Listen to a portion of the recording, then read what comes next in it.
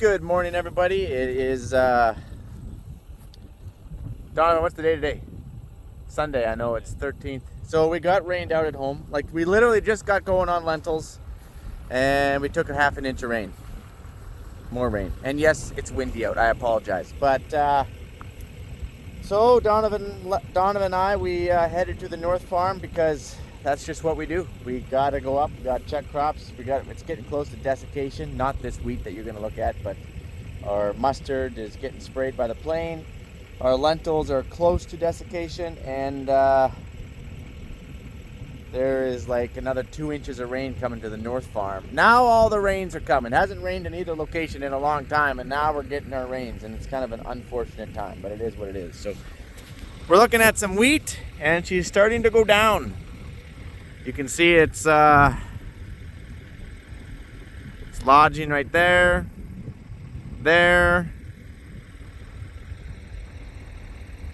all down in that draw, and it's just it's starting to go down right over there yet. So it's going to be a fun harvest, I can tell. Now, we have pre-planned for this. We rolled everything, land rolled everything. But no doubt she's starting to go down. We'll go take a look at some lentils here once we're done looking at this wheat. So this wheat is a long ways away from either swathing or desiccating, because it's still filling. Hence what's starting to get the reason why it's going down, I guess I should answer that, is we had a couple big rainstorms come through here with some good wind and rain, and once these start getting some weight to them, like they start forming the kernels in the head and they get heavy, and if you have it, typically it's a sign of a good crop as well, then they get heavy and it doesn't take much of a wind or something to push them down. Now this particular wheat is solid stem variety, so it takes a lot to push this wheat down, but obviously it did. So now the downs, now you might think, oh, that looks awesome, like that's just a good sign, you got a heck of a freaking heavy crop coming here. And yes, we do have a good crop, won't deny that, but that's not good when it goes down. You don't want your crop to go down. It's not a sign of, oh, look at me, my crop is lodging, I've got a really good heavy crop here. No, that's not what it is. What it can happen here is it can pinch off the nutrients at the stem, and then it can keep your head from filling fully. It's not a good it's not a good sign. If it can't get the nutrients and the moisture up to the kernels, in a sense it's like you just desiccated or swathed it.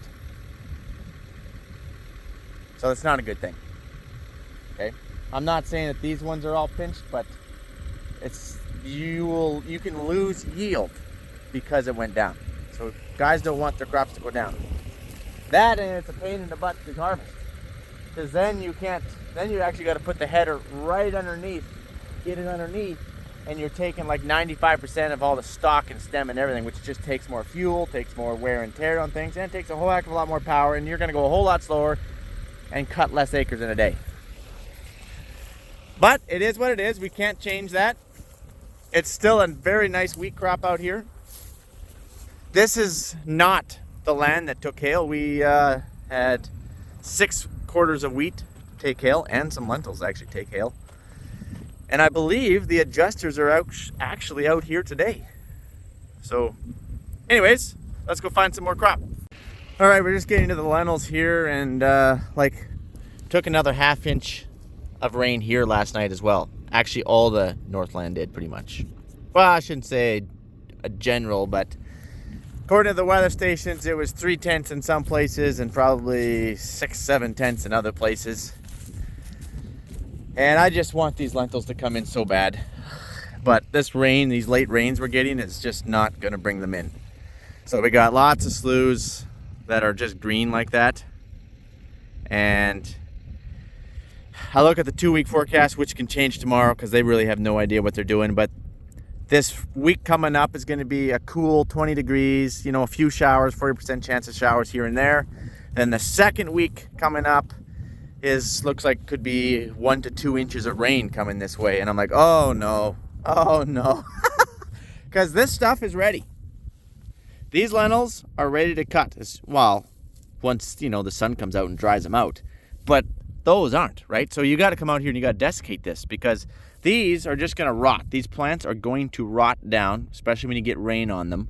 And it's going to, like, lentils can't take very much rain. And it turns them to poor quality. So you got to come out here and you got to spray this, because you got to bring this stuff in, make it die, to try match all this where your pods are. This is where your money is, these ones. That green stuff doesn't have much for pods because it hasn't been stressed enough. See, that stuff's ready to go. So is the sow thistle.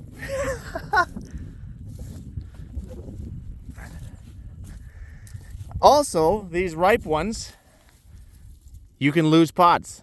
They'll fall off, which that means you're losing yield. So, but if you spray that stuff too green, you're also going to lose yield.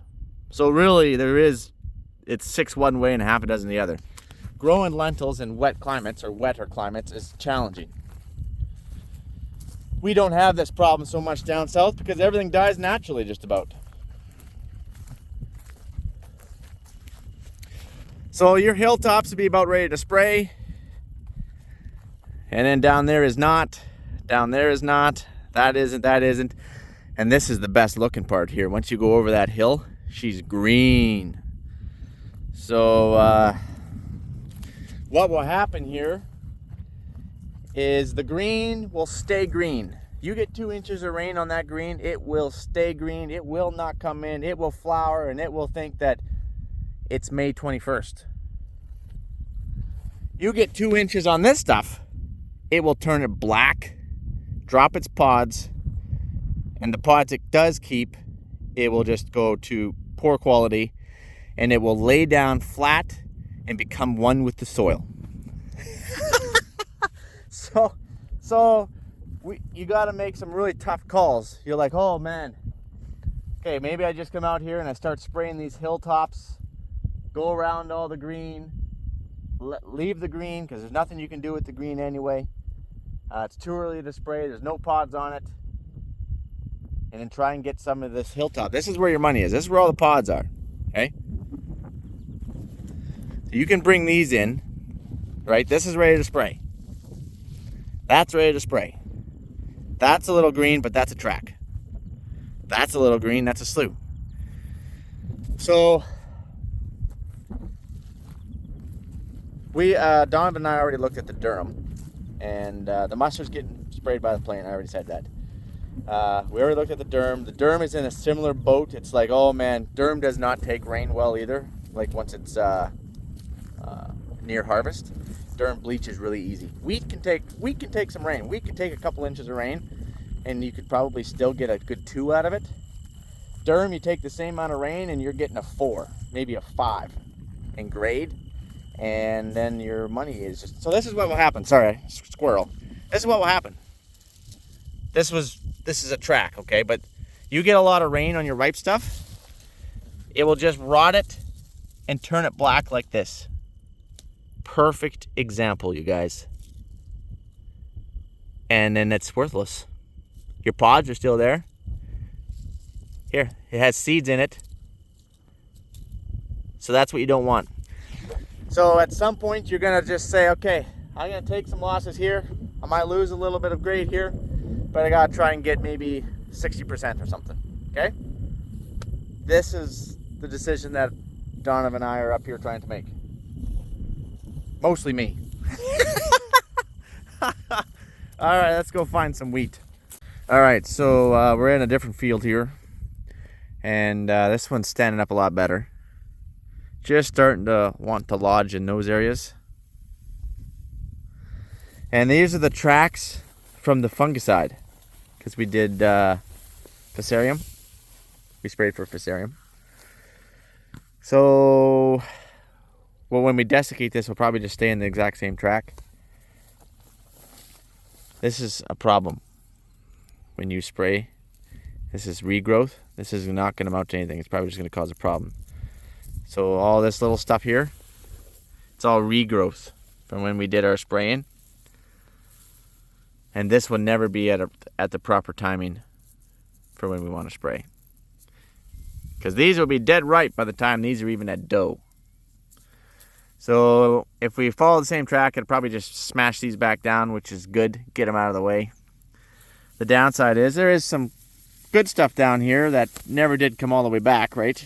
Because it got trampled. And yes, we do have crop dividers on. Still get trampled. If you were to cut low, you could probably get some of this. But if you cut that low, you're pretty much taking the whole dang crop. And that's a lot of chewing.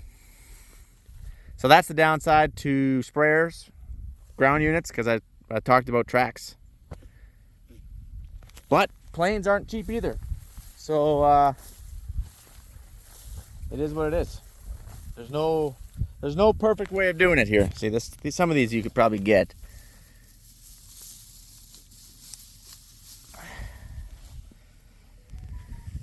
But anyways, that's kind of it in a nutshell.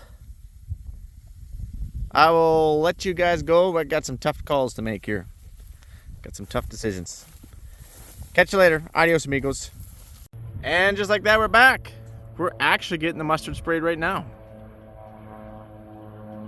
Right over that power line. So, I said before that we're getting our mustard sprayed by a plane, and no, it's not my younger brother and his plane. Here he comes right here.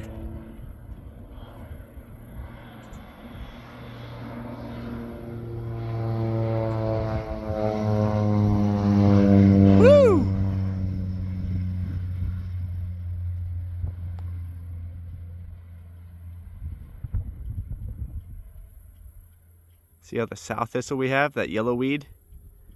It's one of the reasons why we're getting it all sprayed.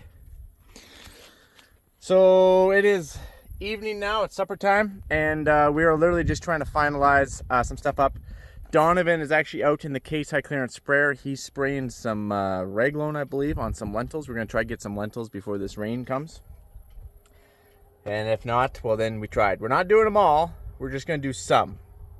That's kind of rule of thumb for myself. If I'm unsure of something, I'll just do a little bit. Here he comes again. See where he went here. Where did he go? I lost him right there.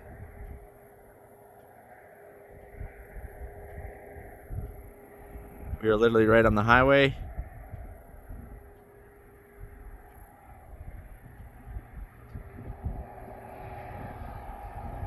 We're right up over the power line.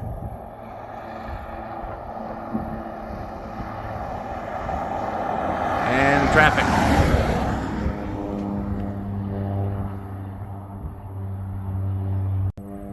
Man, is he banking hard.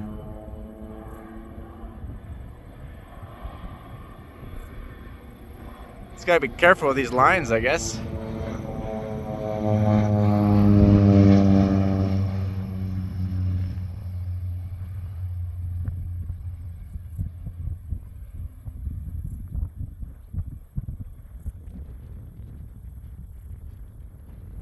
So a huge thank you to the pilots and the company that's came to spray this for me. One last run here.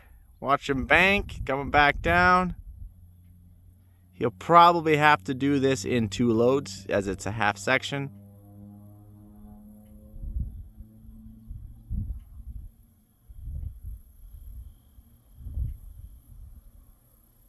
Where'd he go? I lost him. Must have went over a hill. Oh, no, it's power line right there. We got him, we got him, we got him. No, we don't. I lost him. I lost him. Oh, there he is.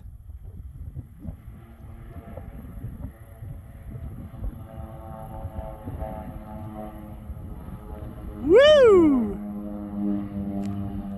And the cell tower over there is also an obstacle. There's a lot of obstacles here for him. We got power lines, 3-phase going this way, the cell tower here, and then trees over there on the other side. Here he comes one last time. That is a turbine plane, similar to Brian's. It might be a 500 though. Brian's is a 400 gallon. Maybe it's an 800 for all I know. I have no idea. All right, guys. I'll catch you on the flipper. Adios, amigos.